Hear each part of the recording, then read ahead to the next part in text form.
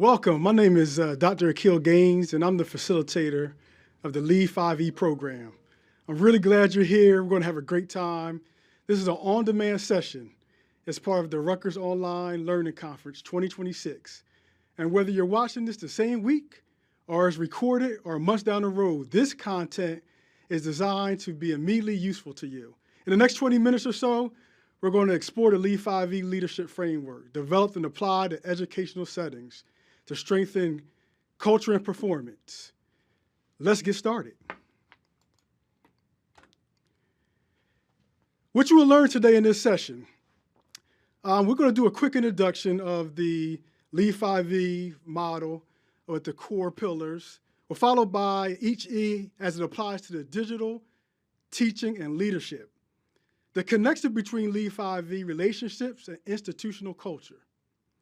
Practical insights on applying Lead 5E on the online learning environment, and reflection prompts and discussion questions.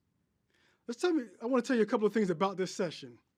First, quickly, I come from a background of the military for over 22 years. And now I'm in academia and teaching online and providing some guidance to online instructors and educators. So I'm bringing my military background into the academia field, and is gelling real well. I just want to give you a little bit of background on myself. I teach at multiple universities, and I have over probably 10 to 15 years in instruction and facilitating. So I'm really excited to be here, really excited to give you what you need as an educator. Now, what is Lead 5E? It is where does it come from? Lead 5E is a framework, right? Lead 5E is a framework that is built around 5 interconnected leadership practices. The name is straightforward, 5 practices, each starting with the letter E. What makes Lead 5E different from traditional leadership models is the emphasis on human relationships. It moves past management and tasks and performance reviews and centers around daily work of building environments that'll help support your organization. The 5 E's are energy, execution, empowerment, encouragement, and expectations. Now, before we go through each one, I want to ask something. And this is the first reflection prompt. Which of the 5 E's do you emphasize most in your current work? Take a moment with that and keep in mind as we go through each one of these E's. Let's go deeper with these 5 pillars. Energy. Leaders set the tone and emotional tone. In online spaces, your energy doesn't walk into the room. You have to build it deliberately through tone, video, design, and responsiveness. Energy is contagious in every direction. Execution. This is about turning vision into results, not just making promises, but closing the loop. Structured accountability, consistent follow-through, and visible feedback cycles. Expectations. Clear expectations arguably are the most powerful lever you have. When both parties understand and have the general accepted the standards, performance follows. Misalignment is the root of most conflict. Empowerment. Real empowerment isn't assigning tasks. It's delegating authority, trusting people with decisions, and not just deliverables. In online learning, this means giving students, colleagues, genuine voice and ownership. Encouragement, and finally, encouragement. Systematic recognition of progress and achievement, not because it feels nice, but because the research is clear. Recognition drives performance. We'll look at the numbers in just a moment. All right, let's take it to each E and let's get practical. Empowerment means trusting leaders and colleagues in real decision-making authority, and not just tasks.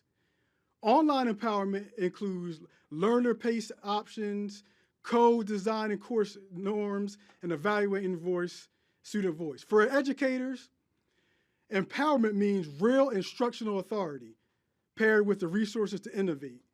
Here's some key actions. Delegate with clarity, scaffold autonomy, and celebrate independent decisions.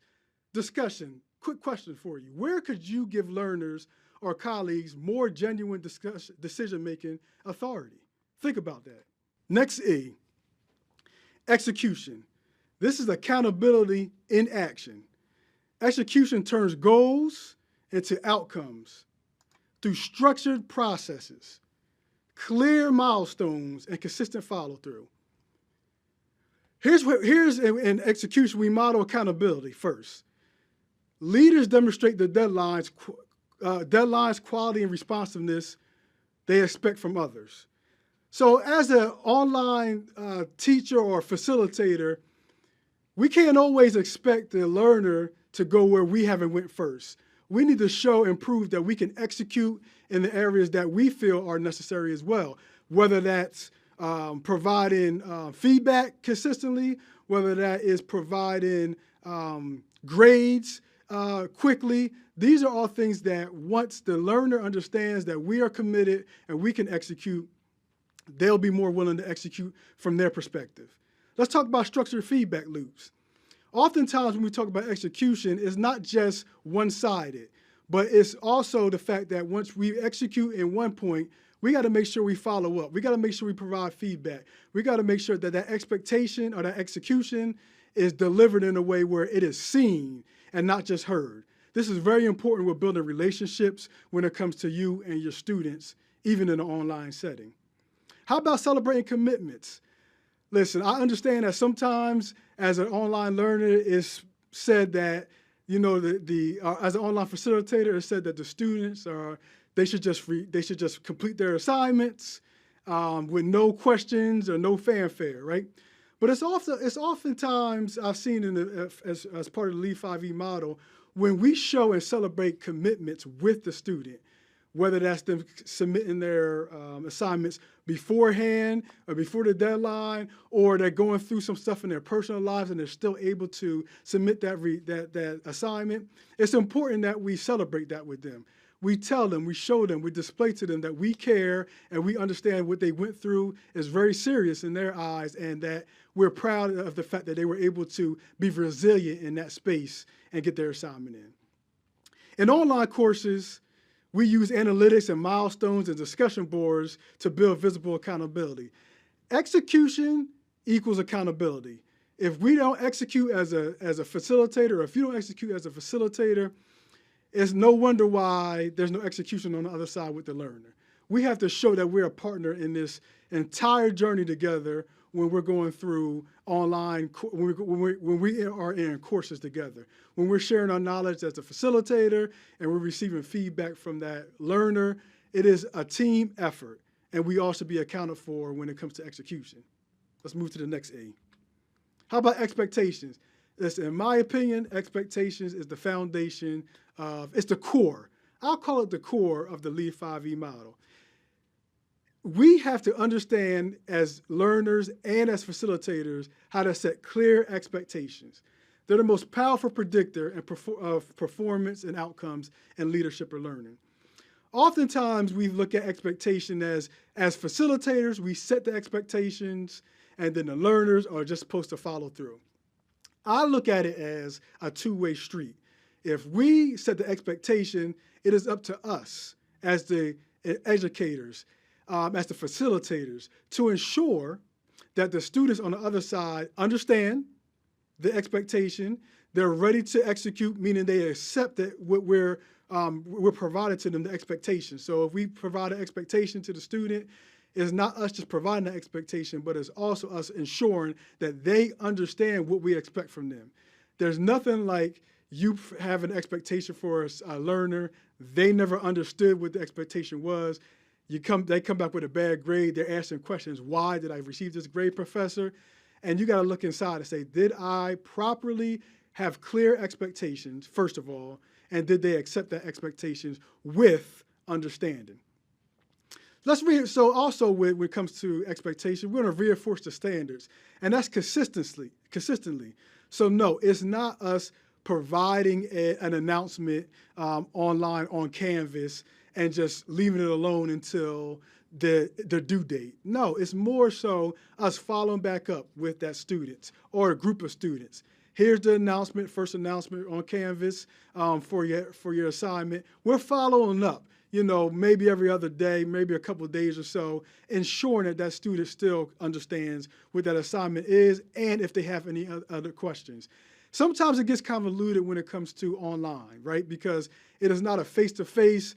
The students don't ask the questions live and in person. You can't see on their facial expressions whether they understand or not.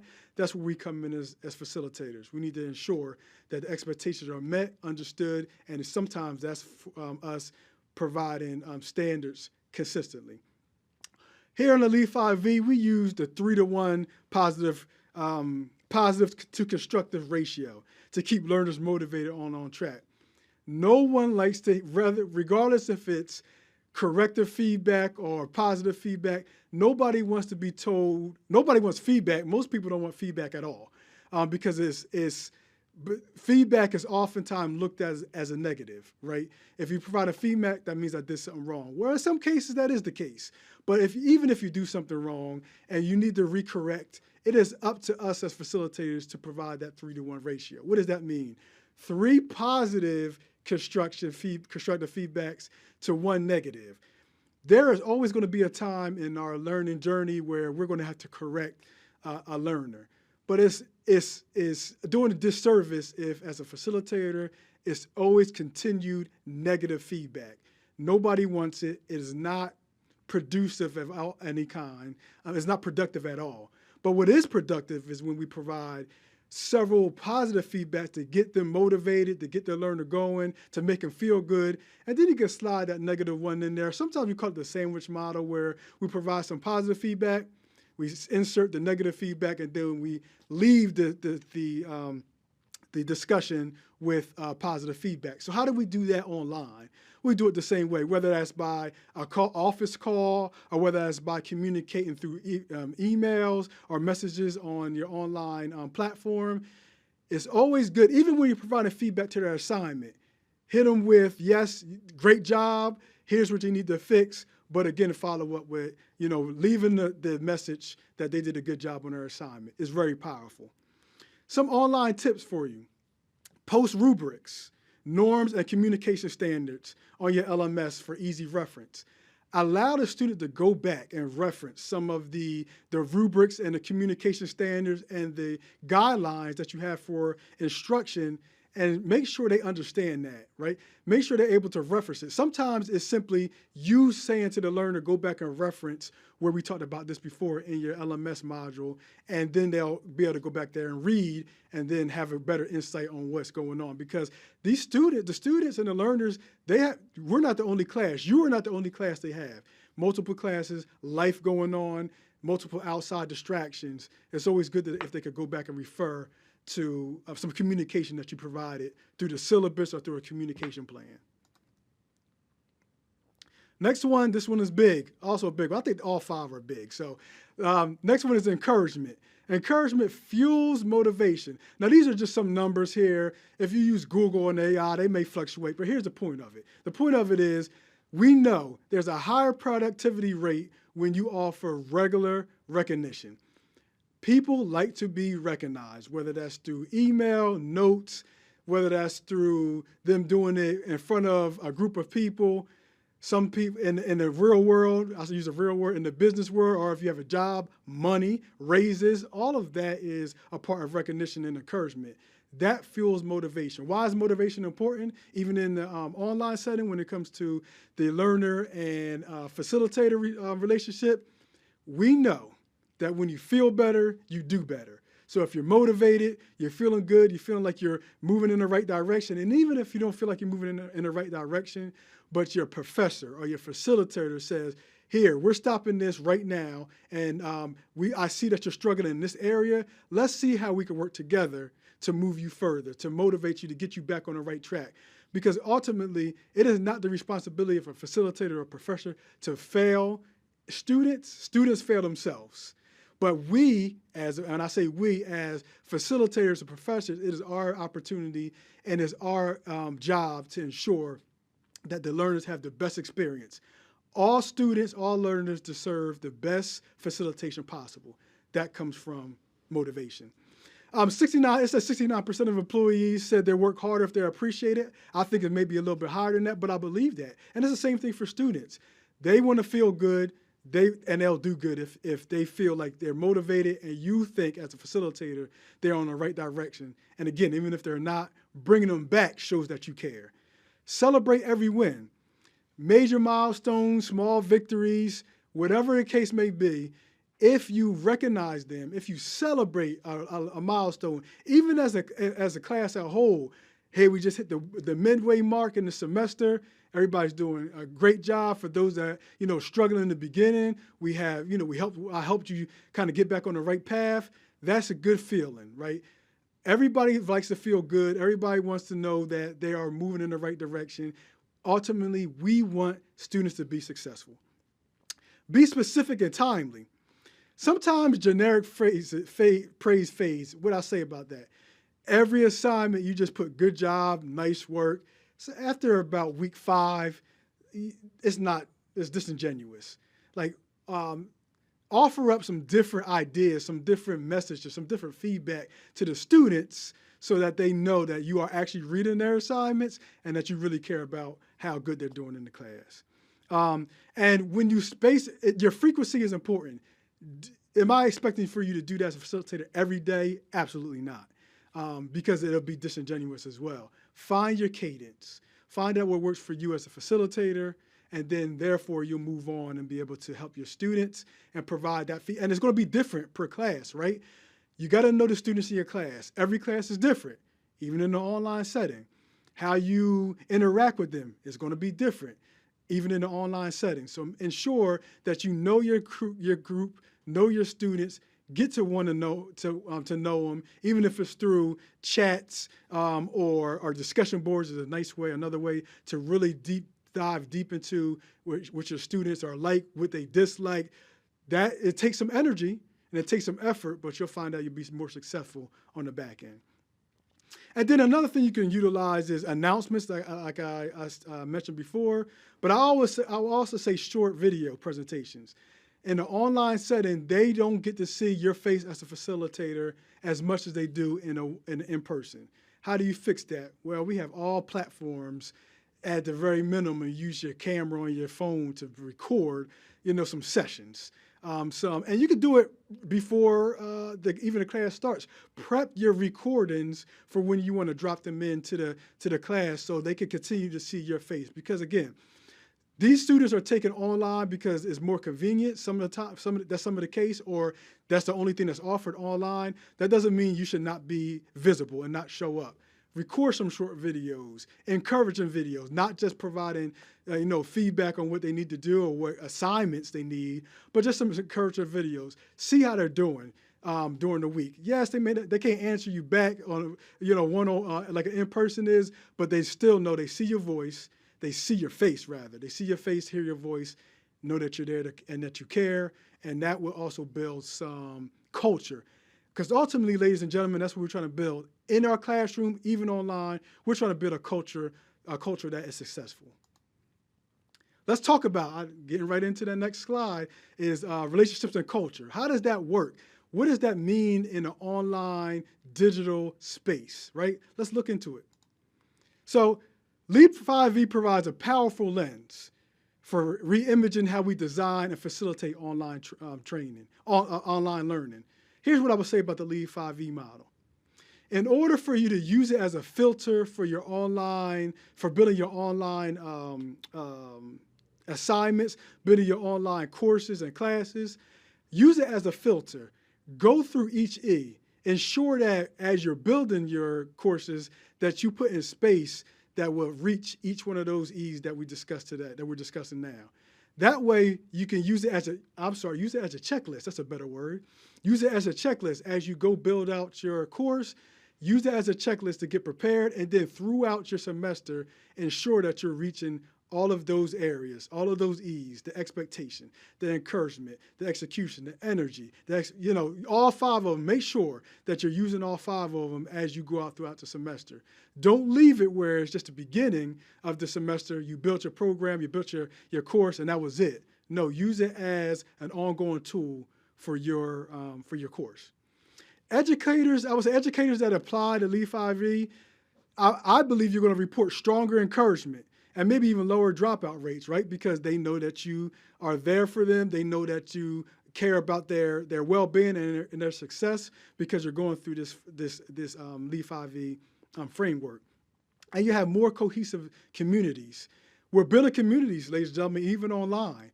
How does that look? It's going to be different depending on the students in your course and you as a facilitator. But I would say use this model and this framework to help build those communities.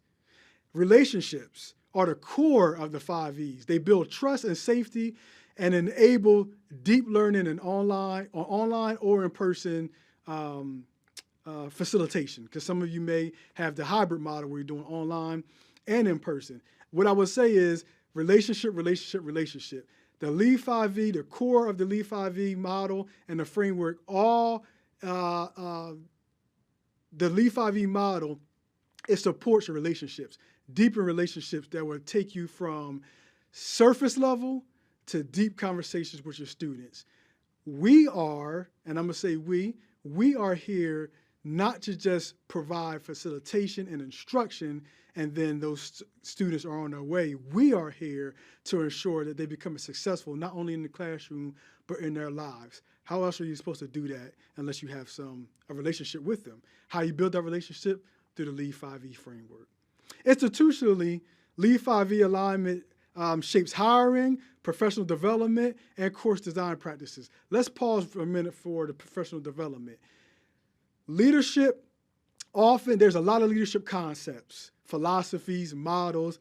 I'm not saying the Lead 5E is the best, but I'm saying it's one of the best. Why is that? Because we're taking practical application, not just a philosophy or a concept, but we're applying these 5 E's to multiple. This framework scales multiple industries, but today, since we're talking about institutions, how does that help with professional development at the academia? Well, facilitators and staff and professors, all in leadership roles. Whether you got one person that you're leading the staff or you got 30 people in the classroom with the learners, it is all about leadership. This model, this framework will help you shape your leadership, improve it, grow it, make it a lot more bolsterous so that when you get into the classroom and you are working with your students, they can see that Lead 5E flow through you, and then that's contagious. A quick question as we move, as we start to close this session. This has been a great session. I really hope you're enjoying it. I hope you're getting something out of it. Even if it's just one of the E's that you want to focus on, because it's all the 5 E's, all 5 are too overwhelming, start somewhere, right? At least start with one of these E's and see how you can shape that and work that into your next course. And then at leadership, period, whether that's at home or whether that's in the academia or whatever industry you are in, this model will work. How might Lead 5E shape your next course redesign, team meeting, or strategic initiative? Think about that. How will Lead 5E, this framework, help shape your next redesign when it's time for you to do your next course? How will it shape the next team meeting? How will you approach the next team meeting, understanding now this Lead 5E framework? And lastly, your strategic initiative.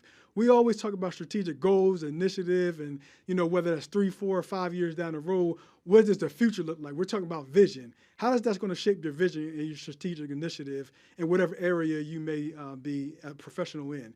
How does Lead 5E help to shape that? Think about that. Listen, I think we came to the end of our time here together. I think it's been wonderful. I think that you, listening to this message on demand, whenever it is that you decide to hit play on that on-demand module, I think that you received a lot of great information. And also what I would say is different. It's creative, it's innovative, it's unique in its approach. I think that if you apply some of these principles in this framework, I think you'll see improvement in your leadership across industries, across your life, right? As a holistic perspective. We specifically talked about online for this session, right? Because that's what we're here on the online conference here that Rutgers put on, which I think is a great idea. I think that we focused on that, but I think that you can take this and do in your personal lives. You can do this in your business. You can do this in the classroom. You can do this wherever you have a leadership role at. You can do this at home with your family. Lead 5E, it scales multiple industries. And I think it's very important that you understand that so you can take this information and kind of apply it where you see fit. I do want to thank you for your participation for this the last couple of minutes we were together. I think there was some connection, even though it's online. I'm connecting with you right now, and I'm hoping that you use these Lead 5E framework to kind of shape your direction, what you need to do as a facilitator or wherever it is that you're doing from a leadership perspective. So share these insights. Share it. If you know people who couldn't get on the conference and who couldn't participate, share the Lead 5E insights and connect with fellow educators and administrators, showing them I got this Lead 5E framework from the online conference. It was great. Let's implement this into our teams, into our organization, and see how we flourish. So until next time, thank you for your participation. I'm signing out as Dr. Gaines. Make Lead 5E part of your professional and personal lives. Thank you.